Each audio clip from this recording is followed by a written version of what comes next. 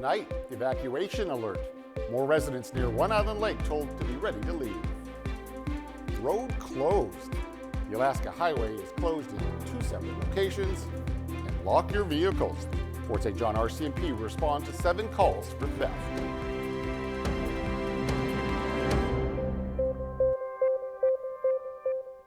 Good evening and thank you for joining us. We begin tonight with another evacuation alert for the Kiskatinaw River wildfire.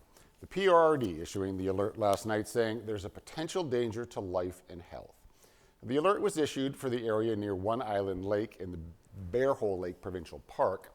The wildfire is burning near the communities of Kelly Lake and One Island Lake and has crossed the Alberta border. It's burning out of control and it has now grown to 21,679 hectares in size.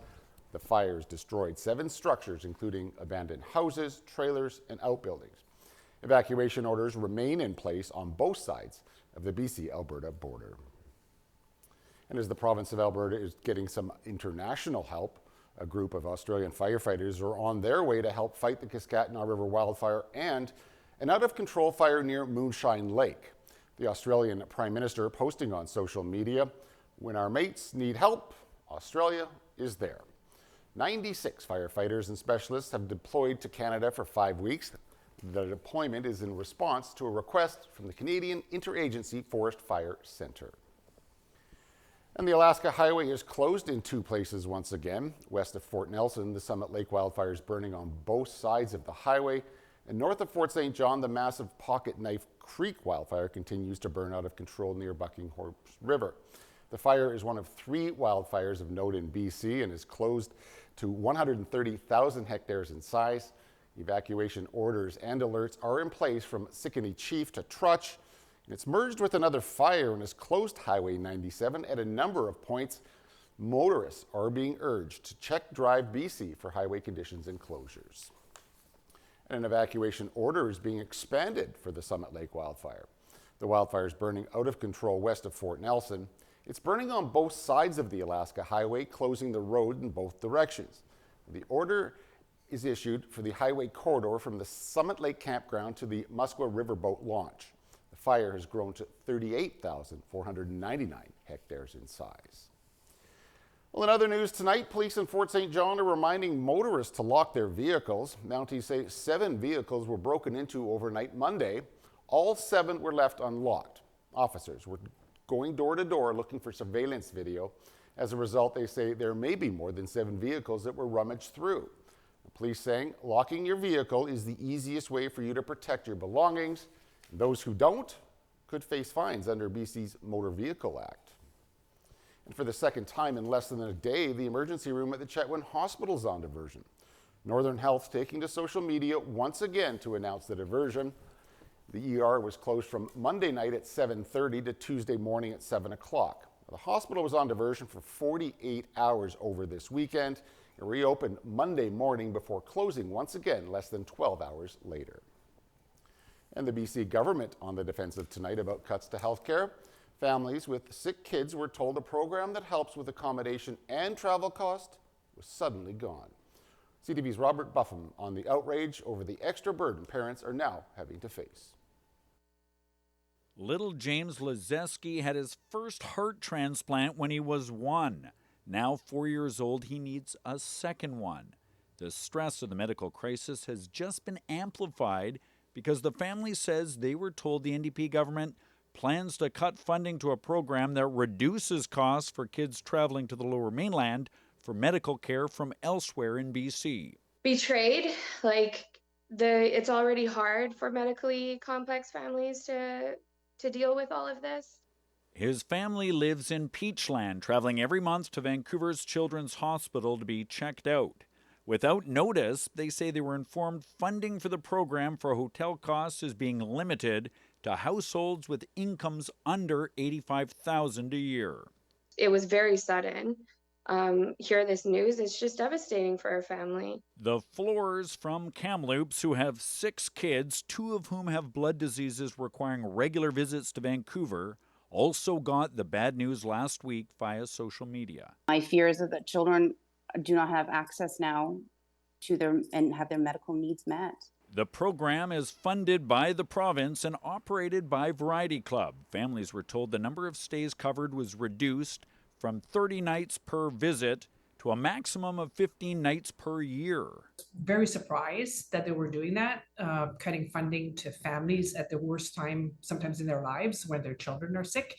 Asked about it Friday, the health minister referenced belt tightening in all ministries and funding challenges. We're going to continue to do everything we can to support families, and at a time when we're also doing cost management measures and extending every dollar as far as it possibly can go. But Monday afternoon, the health minister, after more questions, had a different response, issuing a statement advising the restrictions were due to increased costs at Variety's end, not funding reductions, adding, "I've directed my ministry to work with the PHSA, Variety, and partners on options to ensure families can continue to receive those supports and that these restrictions are lifted." Welcome news for BC's most vulnerable, for whom the sudden reversal can't come soon enough. Alberta is on the brink of recording its worst rate of measles in nearly 4 decades. The new Chief Medical of Health is now warning about highly contagious disease heading into the summer travel season. The case count has topped 800 across the province, including 31 new cases since the last update on Friday. The last time the province had this many cases was back in 1986. That topped out at 843. Now, a doctor at Calgary's Children's Hospital says they're seeing even more severe cases. The things we generally see for me working on the inpatient unit is due to breathing problems, so needing oxygen, needing extra breathing support. And we are having patients go to ICU for more significant complications, be it inflammation of the brain, which is some of the things we do worry about, or having more severe breathing issues and needing more significant interventions. Largely eliminated in Canada in 1998, medical experts say its reemergence is due to a growing number of people that aren't getting vaccinated. Well, the back and forth on new pipelines continues between the Premier of Alberta and BC. David Eby now says he's not what's getting in the way of a new pipeline project through British Columbia. Alberta Premier Danielle Smith said she was going to convince her BC counterpart to build a pipeline from Alberta to the West Coast. She said there are concerns, but she's confident they can be overcome. Now, Smith has previously touted a second pipeline through northern BC to the coast. On a trade mission in South Korea, David Eby says it's not him blocking pipelines, it's the many barriers that are in the way. Proponent, there's no money, there's no project right now.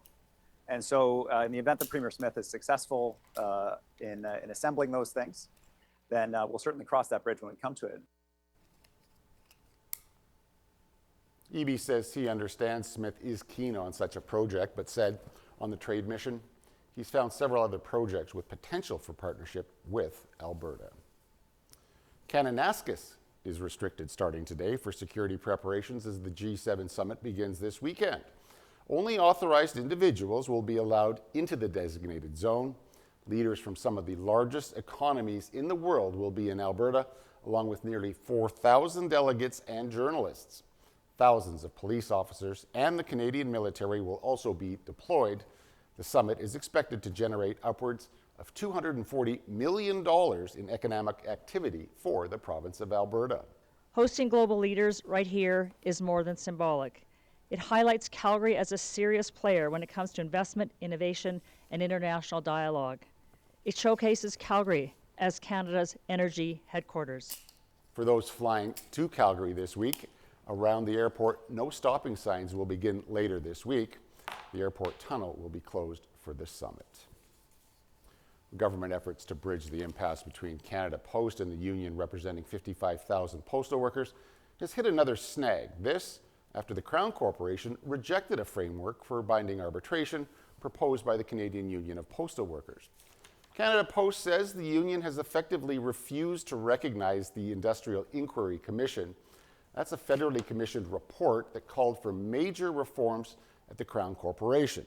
The proposed reforms included more flexible routes and part-time weekend positions with similar pay rates and benefits. Well, the Canadian Union of Postal Workers says its goal remains returning to the bargaining table to try and reach a new deal. However, it accuses Canada Post of trying to use government interference to further its goals. Canada's National Holocaust Monument was defaced with the words "Feed Me" painted in red. City crews in Ottawa used pressure washers to remove the paint from the monument, where 3 red paint cans remain the morning after. The monument commemorates the 6 million Jewish people killed during the Holocaust. The slogan "Feed Me" appears to reference Gaza and the starving Palestinians who have been under an Israeli blockade for months. Ottawa police say their hate and bias crime is investigating. At this time, we do believe it is a hate crime. It is hate related, so we do have a team of investigators that are dedicated to those types of investigations. The Jewish Federation of Ottawa says this act goes beyond vandalism. They're calling it an attack on Holocaust remembrance and the dignity of survivors, their families, and the Jewish community. Ottawa's mayor said it's shocking and disturbing to see the monument defaced, while the Prime Minister described the act as reprehensible. Well, the new Liberal government is spending big on defence, but a report out today by Canada's Auditor General says the costs have ballooned for the new F35 fighter jets. CTV's Mike Couture is in Ottawa with more on the story. The Auditor General says the cost of the fighter jets Canada is planning to buy has jumped by nearly $9 billion in just 2 years. Now, inflation and the pandemic explain some of the increase, but Karen Hogan says it comes down to poor management of this massive project. Their original estimate of $19 billion was based on outdated information. Even before it got off the ground, the cost of Canada's future fighter jet program was already soaring. In 2022, National Defence said the base price for the F-35s would be $19 billion. 24 months later, it climbed to $27.7 billion. This figure did not include other essential elements needed for full operational capability, such as certain infrastructure upgrades and advanced weapons. You don't buy an airplane without weapons, and you don't buy an airplane without the garage to put it in. Retired Major General David Fraser says at a time when defense issues are affecting our relationship with the U.S., Canada needs to make a decision as the Prime Minister orders a review of possible alternatives to the F-35. If we don't buy this airplane, what airplane are we going to fly inside a NORAD or inside a Golden Dome that's going to be able to, interoperate with the Americans? And the Defense Minister says those are factors Canada is weighing. There are many countries that are participating in the F-35 development, engineering, industrial benefits, construction. We are all in this F-35 project right now. But even if we have the jets, the Auditor General notes Canada doesn't have enough pilots or technicians for the planes. And you have to know things about cyber and electronic warfare that technicians did not have to know about in the past. So this is where my concern would be. A concern that the government says it takes seriously. Mike Couture, CTV News, Ottawa. And the Auditor General also saying in her report today that federal bureaucrats failed to follow proper procedures when awarding contracts to the company behind the ArravCan app. The app was used extensively during the COVID pandemic, and the Auditor General adding it's likely happening with other companies as well. Not following the basic procurement rules that are meant to show transparency, good due diligence, and value for money. Karen Hogan says one company known as GC Strategies was awarded more than 100 contracts in 9 years and was paid $65 million. She says in many cases, the government provided little evidence that the work had actually been done. Overseas, Russia launched one of its largest airstrikes against Ukraine. At least 2 people were killed in the southern Ukrainian city of Odessa, also leaving 1 person dead in the capital, Kyiv.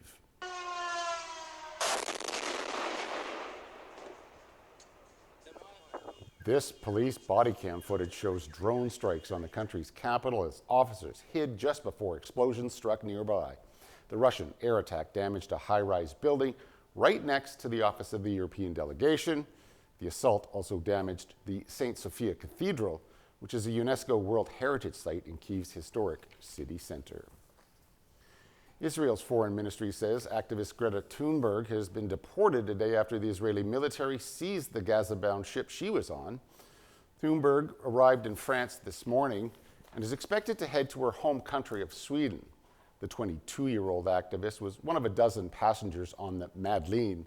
The ship was carrying aid that was seized by Israeli forces yesterday, about 200 kilometers off of Gaza's coast. 8 other passengers have refused deportation. All right, please do stay tuned. We'll be right back with weather, all that coming up after the break.